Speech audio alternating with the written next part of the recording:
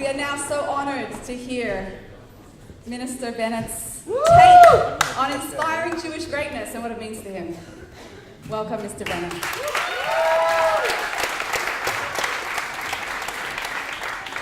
So my name is Naftali Bennett. I'm a Minister of Diaspora Affairs and Minister of Education. Minister of Diaspora Affairs means I'm the Minister of the Jews. I'm your minister. So if you have any needs, call me up.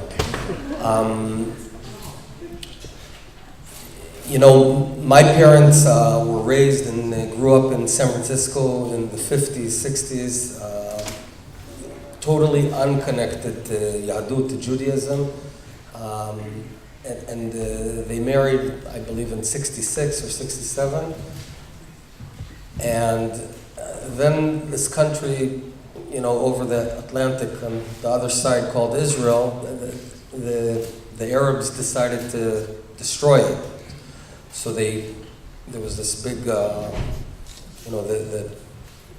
head of Egypt said, we're going to close the Straits of Tiran, we're going to strangle this little country. And it was sort of common wisdom across the world that this 19-year-old little country is about to be wiped out. And my parents, at that moment, sort of dropped everything. They became obsessed.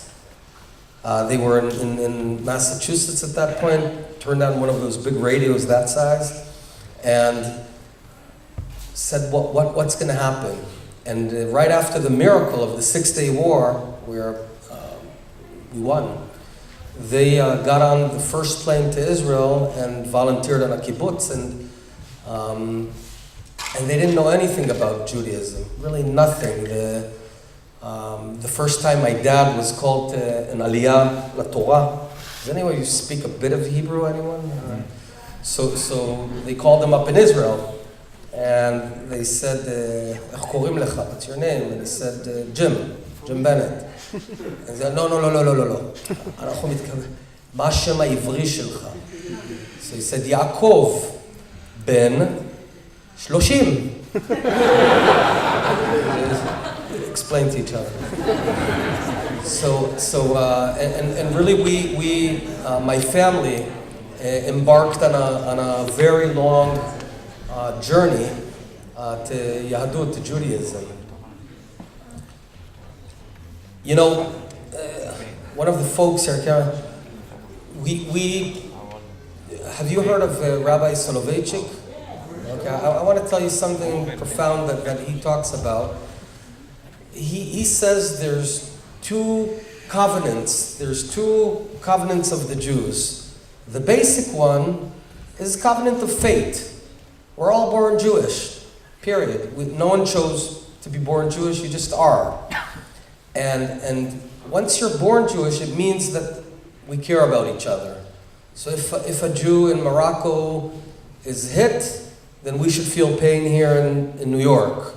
And that's something that existed across all the generations. And he calls that the covenant of Egypt, because all the Jews were born slaves in Egypt. No one chose to be a slave, we just were. But then he says there's a deeper covenant, one that we need to choose. And it's the covenant of destiny, of meaning. We don't have to. No one personally has to decide to be an active Jew. He calls this the covenant of Mount Sinai, right? Because we were born in Egypt, but they chose to go to Mount Sinai and accept our mission. And that's what really, I think, Judaism is about. Not only the fact that I happen to be born Jewish, but there's a meaning. And that's the difference between Judaism and the rest, is that we have a meaning. Doesn't mean we're always going to be happy. Judaism is not about seeking happiness. It's about seeking meaning. When you do find meaning, in many cases it brings happiness. Not always. Sometimes it brings a lot of hard work. And but that's okay.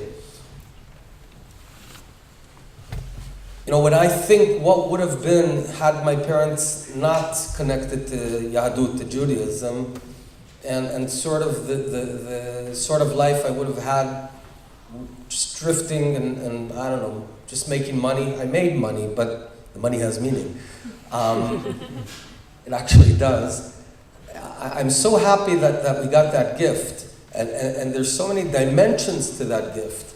I asked about the features of the iPhone, right? The features in which it took me now, I'm 45 years old. As a kid growing up with Shabbat, I hated Shabbat because you can't do this, you can't do that. It's all about not. But now, when Steve Jobs meets Moshe Rabbeinu, you understand the brilliance. Because on Shabbat, it's 3,300 years. This is probably one of the best reasons to have Shabbat, to turn this thing off. And what a gift it is. You know, my kids are always in this, and suddenly on Shabbat, it's not a question. And we get the freedom of this. So the no, not allowed, is actually huge freedom. It's freedom from being slaves to this. And there's so many aspects. When you walk around Israel, you can see it's a Jewish country. Because everyone's out there to fix. No one's ever satisfied. Jews aren't satisfied. Basically, never. Tell you a story. I was a company commander in a commando unit. Here's a story that can only happen in the Jewish army. It's really simple. One day I tell my soldiers, all right, we're going to conquer that, in an exercise, conquer that mountain. One of them raises his hand and says, Naftali, that's how we call each other, not commander and all that. He says, why? I mean, that would not happen in any other army in the world. Why? Just gotta do it. But that's the fundamental, being Jewish is why. Now, on a day-to-day basis, it's a royal pain in the neck to get all these whys. Just think, we've got 6 million wires in Israel and one poor prime minister. 6 million prime ministers and one guy who actually has to do the job, and everyone else is asking, why are you doing this, why are you doing that? But it lends itself well to people who want to fix the world. And so Jews are always trying to fix things. Sometimes they get it wrong, you know, Marx. But he tried.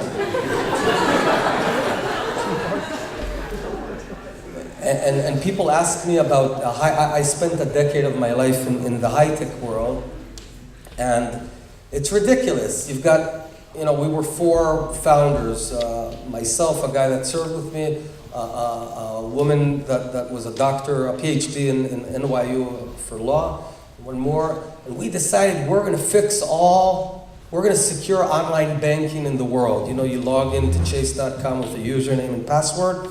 We said, it's insecure, we're going to secure. And 4 of us, none of us knew anything about banks. We never worked in a bank, but we knew we're going to fix that because we just are. And that's such a Jewish trait, the chutzpah, to think that we're going to be. So you've got all these people wanting to fix the world. Being a Jew is a big task. It's a burden. It's a mission.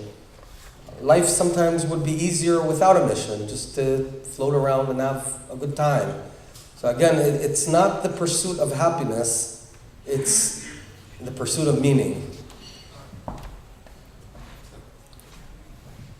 We in Israel, I'm Minister of Diaspora, as I said, we've changed tact. In the past, the state of Israel was sort of the project of the Jewish people, right? You know, a small state with all those camels in the desert. And we need to help them. And we did need your help, your parents' help, grandparents' help 70 years ago. So when Israelis came to America, it was either to ask you to make aliyah or to make a nice donation. Israel is good. We don't need donations. We've got an extremely powerful economy, high-tech, second only to Silicon Valley. It's remarkable what's going on. And almost no unemployment. It's good. It's just good in Israel. Israel is a good place to live. Tel Aviv, been to Tel Aviv. Yerushalayim. But now we're reversing the roles. The state of Israel has decided to invest a lot of resources and energy in the Jewish world, even though we know that many of you are not going to make Aliyah. And make no mistake, I want all of you to make Aliyah. But I understand that it's not, in many cases, not going to happen, and that's okay. But we have to connect. And I'll tell you that when I'm asked what are my biggest concerns, what keeps me up at night, I guess two things: keeping Israel safe and secure, and keeping the Jewish people going here.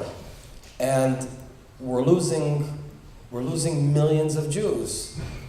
We're losing millions of Jews. In our entire history, we only had one or two cases like this. The first one was about 3,500 years ago. We lost 10 tribes. We were 12. 10 evaporated and 2 were left. We're called Jews because we're descendants of the tribe of Judah or Benjamin. We're only descendants of 2. Imagine, had we not lost those 10 tribes, we'd be 100 million, not 16 million. All of us are going to be asked 50 years, 100 years from now, history will ask us, you knew that you're losing millions of Jews. What did you do? So we've decided, together with good friends, that we're going to do everything possible to connect Jews to themselves and to Israel. We're not sure how. We don't know the how. We're trying out lots of stuff. What Olami is doing is remarkable, but we're trying out, Birthright and Olami and Masa, all sorts of things. We're going to try out lots of stuff, and we have to succeed. We have to succeed, because that's the future of the Jewish people. So I know all of you are working on it. I know that it's not only about free meals, though that is a big deal. I came here because they said there's going to be a free meal. So I just want to say thank you. I cannot imagine a more important mission than to save the Jews. So, toda rabba.